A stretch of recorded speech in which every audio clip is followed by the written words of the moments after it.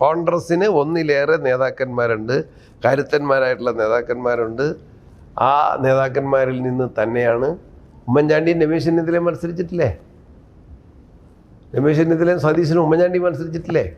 പക്ഷെ അന്നല്ല ഉമ്മൻചാണ്ടി ആകും എന്ന് എല്ലാവർക്കും അറിയാമായിരുന്നു. ഇല്ല, ആന്റണി ഉള്ളപ്പോൾ ഞങ്ങളോട് ഉമ്മൻചാണ്ടി ഉള്ളപ്പോഴും ഞങ്ങളോട് ഹൈക്കമാൻഡ് വന്ന് ഉമ്മൻചാണ്ടി മുഖ്യമന്ത്രിയാകുന്ന സന്ദർഭത്തിലും ഹൈക്കമാൻഡ് വന്ന് ഒപ്പീനിയൻ ചോദിച്ചിട്ടുണ്ട്. ഈ പറഞ്ഞ നേതാക്കന്മാരുടെ ഇടയിൽ ശശി തരൂർ ഉണ്ടോ? Shashi Tharoor as it is there. ഉണ്ടാകുമോ? അതല്ലാതാകാനും സാധ്യതയുണ്ടല്ലോ. എല്ലാരെ കുറിച്ചും അങ്ങനെയല്ലേ പറയാൻ പറ്റുള്ളൂ. ഇല്ല, അതല്ല, നമ്മളിപ്പോ മനുഷ്യന്റെ ആരോഗ്യം എല്ലാം കണക്കാണ് ഇതിലെടുക്കട്ടെ. ഇനി ഇലക്ഷൻ 6-7 മാസമേ ഉള്ളൂ. അപ്പോ ശശി തരൂർ ഉണ്ടാകും. അത് പുള്ളി നാഷണൽ ലീഡറാണ്, അതിനേക്കാൾ ഇന്റർനാഷണൽ ലീഡറാണ്, ഫിഗറാണ്. അദ്ദേഹത്തിന്റെ മുമ്പിലും ഡോർ ഓപ്പൺ ആണല്ലേ? അദ്ദേഹത്തിൻ്റെ എന്താ അത് ഞാൻ പറഞ്ഞില്ലേ, ഒരു കാര്യം വ്യക്തമാക്കാം. കേരളത്തിലെ കോൺഗ്രസിൻ്റെ പാർലമെൻ്ററി പാർട്ടി ലീഡറെ ഹൈക്കമാൻഡായിരിക്കും നിശ്ചയിക്കുന്നത്. ഇതുവരെയുള്ള കീഴ്വഴക്കത്തിൽ അന്നത്തെ MLA-മാരുടെയും കൂടെ ഒപ്പീനിയൻ ചോദിച്ച് ഹൈക്കമാൻഡാണ് ഇതുവരെ. അത് ആൻ്റണി ആണെങ്കിലും ലീഡർ കരുണാകരനാണെങ്കിലും ഉമ്മൻചാണ്ടി ആണെങ്കിലും രമേശ് പ്രതിപക്ഷ നേതാവെപ്പോഴും VD സതീശൻ പ്രതിപക്ഷ നേതാവെപ്പോഴും ദാറ്റ് ഈസ് ദ പ്രാക്ടീസ്. അപ്പൊ അതിന്റെ അർത്ഥം VD സതീശൻ ഇപ്പൊ പ്രതിപക്ഷ നേതാവ് ആയതുകൊണ്ട് അടുത്ത മുഖ്യമന്ത്രി ആവണമെന്ന് നിർബന്ധമൊന്നുമില്ല, ആയിക്കൂടൊന്നുമില്ല, ആകണമെന്നുമില്ല, ഉറപ്പൊന്നുമില്ല. അത് തന്നെയാണ് അറിയേണ്ടത്. അതല്ലേ പൊതുസമൂഹത്തിന്റെ ഒരു സംശയം ചോദിക്കും ഇപ്പൊ പറഞ്ഞ കാര്യത്തിൽ തന്നെ. അതായത് ശശി തരൂർ ഒരു മികച്ച നേതാവാണെന്ന് കുറച്ചു പേരെങ്കിലും വിശ്വസിക്കുന്നുണ്ട്. ഇപ്പൊ ശശി തരൂരിനെ മാതിരി ഒരു നല്ല നേതാവിനെ എന്തുകൊണ്ട് കോൺഗ്രസ് പാർട്ടിക്ക് പൂർണ്ണമായിട്ടും ഉപയോഗിക്കാൻ പറ്റിയില്ല എന്ന് അത് നിങ്ങളെ സമൂഹത്തിനോട് ഞാൻ ഉത്തരം പറയട്ടെ. അദ്ദേഹം കോൺഗ്രസ് പൊളിറ്റിക്സിൽ വന്നിട്ട് എത്ര നാളായി? നിങ്ങൾ പറയും ചുരുങ്ങിയ നാളല്ല, 4 തവണ തിരുവനന്തപുരത്ത് പാർലമെൻറ്റ് മെമ്പറായി. കോൺഗ്രസിൻ്റെ 2 ഗവൺമെൻറ്റിൽ he was minister. Now is elevated to the working committee. He was defeated in the presidential election. Working കമ്മിറ്റിയിലുണ്ട്. രമേശ് ചെന്നിത്തല പോലും പ്രത്യേക ക്ഷണിതമാണ്. ശശി തരൂർ വർക്കിംഗ് കമ്മിറ്റിയിലെ ഫുൾഫിൽഡ് മെമ്പറാണ്. പാർലമെൻറ്റിലും അദ്ദേഹം പാർലമെൻ്ററി കമ്മിറ്റികളുടെ ചെയർമാനാണ്, പ്രധാനപ്പെട്ട പാർലമെൻ്ററി കമ്മിറ്റികളുടെ ചെയർമാനാണ്. അപ്പോൾ അദ്ദേഹത്തിന് കോൺഗ്രസ് പാർട്ടി ഒരുപാട് അവസരങ്ങൾ നൽകിയിട്ടുണ്ട് എന്ന് തന്നെ. അവസരങ്ങളുടെ അല്ല ചോദിച്ചത്, ഈ ക്യാമ്പയിനിങ്ങിൽ ഇപ്പോൾ ഒരുപക്ഷെ കേരളത്തിന് താങ്കളെയോ അല്ലെങ്കിൽ മറ്റാരെയും കുറച്ച് കാണിച്ചല്ല, ഒരുപക്ഷെ കേരളത്തിൽ പാർട്ടിക്ക് കിട്ടാവുന്ന ഏറ്റവും നല്ല ക്യാമ്പയിനറാണ്. അതുകൊണ്ടാണല്ലോ ഞങ്ങൾ അദ്ദേഹത്തെ സ്റ്റാർ ക്യാമ്പയിനേഴ്സിൻ്റെ ലിസ്റ്റിൽ നിലമ്പൂർ വിട്ടിരുന്നു.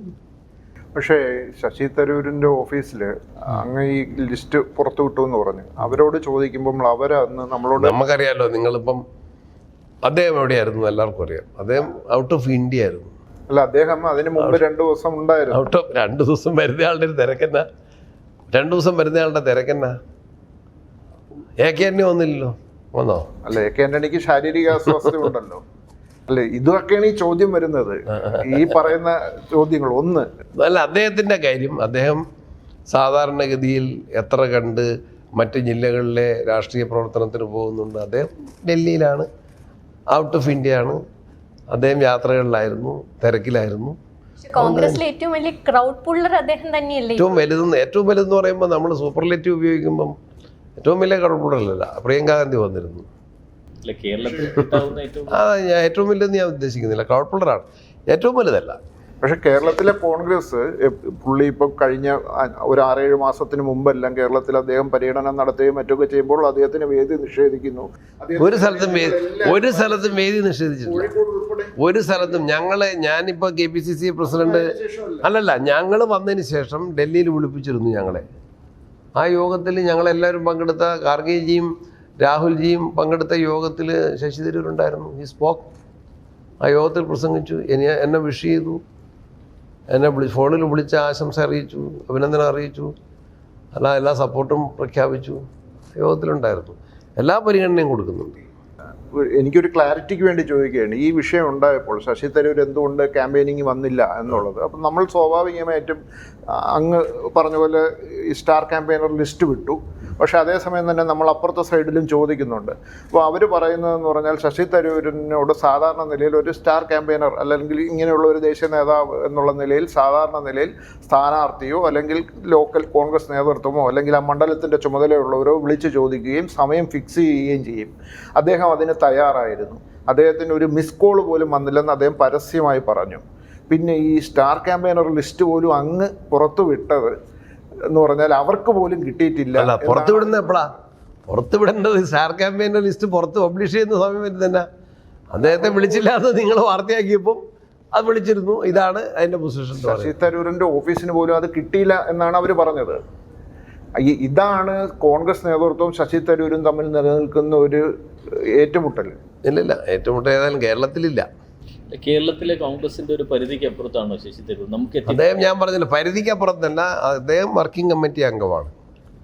അപ്പോൾ അദ്ദേഹം ബന്ധപ്പെടുന്ന ഫോറം അതാണ്, ഡൽഹിയിലാണ്. അദ്ദേഹം അധിക സമയവും തലസ്ഥാനത്താണ് അല്ലെങ്കിൽ വിദേശത്തായിരുന്നു ഈ ദിവസങ്ങളിൽ. നമ്മുടെ ഒരു ജുറിസ്ഡിക്ഷനിൽ വരില്ല, നമ്മുടെ ഒരു റഡാറിനപ്പുറത്താണ് കക്ഷി. ഞാൻ നേരത്തെ പറഞ്ഞു അതിൻ്റെ അപ്പുറത്തേക്കില്ല. പ്രസിഡന്റ്, നമ്മൾ ആദ്യം കോൺഗ്രസ് നേതാക്കന്മാരുടെ ശരീരഭാഷയിൽ വന്നിട്ടുള്ള മാറ്റങ്ങളെ കുറിച്ച് സംസാരിച്ചിരുന്നു. അതേപോലെ തന്നെയാണ് നമ്മൾ ഒരു പണ്ട് കാലത്ത് CPM-നെയാണ് ആന്റി ഡെവലപ്മെന്റ് ആളുകളായിട്ട് എപ്പോഴും പറഞ്ഞുകൊണ്ടിരുന്നത്. എന്നാൽ ഇപ്പൊ നോക്കുമ്പോൾ ആ സ്പേസിൽ കോൺഗ്രസ് ആണ് നിൽക്കുന്നത്.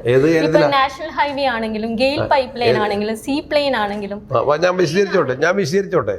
പറയൂ. അപ്പൊ ഇങ്ങനെ നിങ്ങൾ ആരായിരുന്നു? നിങ്ങളെ വിഴിഞ്ഞം പ്രൊജക്റ്റിൽ ആരായിരുന്നു കേസ് കൊടുത്തത്? ഗെയിൽ പൈപ്പ് ലൈൻ എന്തായിരുന്നു? ഇത് ഭൂമിക്കടിയിലെ ബോംബാണെന്ന് പ്രസംഗിച്ച ആൾ ഇപ്പോഴത്തെ വ്യവസായ മന്ത്രിയാണ്. ഇതൊക്കെ നടത്തിയത് LDF ഗവൺമെന്റ് ആണ്. നിങ്ങളെ വാദഗതി, അവരുടെ തെറ്റായ വാദഗതി. ഞാൻ ആദ്യമായിട്ട് KPCC ഓഫീസിൽ ഇവിടെ നടത്തിയ വാർത്താ സമ്മേളനത്തിൽ ഞാൻ ഒരു പേപ്പർ കാണിച്ചിരുന്നു. ഞാൻ വേണമെങ്കിൽ I will show you again. എന്തായിരുന്നു?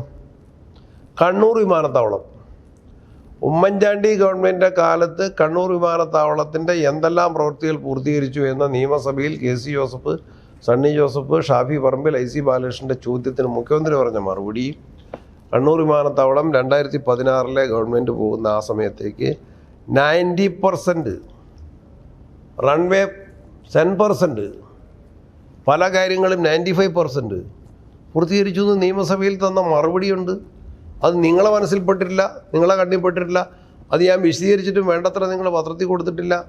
വിഴിഞ്ഞം പ്രൊജക്റ്റിൽ ഞങ്ങളെ പ്രതിയാക്കാൻ മെട്രോ റെയിൽവേ ഉദ്ഘാടനമാണ് അവർ നടത്തിയത്. കണ്ണൂർ വിമാനത്താവളം ഉദ്ഘാടനം, നാഷണൽ ഹൈവേ ഇപ്പം എന്തായി സ്ഥിതി? നാഷണൽ ഹൈവേ ഞങ്ങൾ ചോദ്യം ചെയ്തെന്താ? നാഷണൽ ഹൈവേ ഞങ്ങൾ ചോദ്യം ചെയ്ത് ഇപ്പം പൊളിഞ്ഞ സാഹചര്യത്തിൽ ഒരു സമരം ചെയ്ത് അവരാണ് നാഷണൽ ഹൈവേയുടെ സ്ഥല അക്വിസിഷനിലെ കൺഫ്യൂഷൻ ഉണ്ടാക്കിയത്. അവരാണ്. ഉമ്മൻചാണ്ടി ഗവൺമെൻറ്റാണ് ആക്കാൻ. എക്സ്പ്രസ് ഹൈവേ ഉണ്ടായിരുന്നല്ലോ, മുനീർ മന്ത്രിയായിരുന്നപ്പോൾ. അവരെന്താ പറഞ്ഞേ? എക്സ്പ്രസ് ഹൈവേനെ എതിർക്കുന്നല്ലേ പറഞ്ഞേ? അത് തന്നെയാണ് സാർ ചോദ്യം. അതാണ് കോൺഗ്രസ് ഒരു കാലത്തെ വളരെ സ്ട്രോങ് ആയിട്ട് ഡെവലപ്മെന്റിന് വേണ്ടി അത് അവിടെയാണ് മറുപടി. ആ മറുപടി ഉത്തരം ചോദ്യം മുഴുവൻ കേൾക്കേണ്ട ആവശ്യമില്ല. ചോദ്യം എന്താണെന്ന് എനിക്ക് മനസ്സിലായി.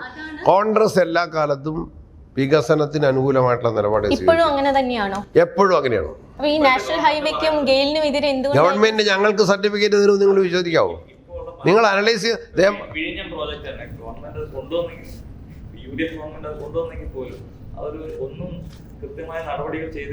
അത് പിന്നെ ഞങ്ങൾക്ക് സർട്ടിഫിക്കറ്റ് തരുന്നതിന്റെ കടലാസ് ഞാൻ പറഞ്ഞത്.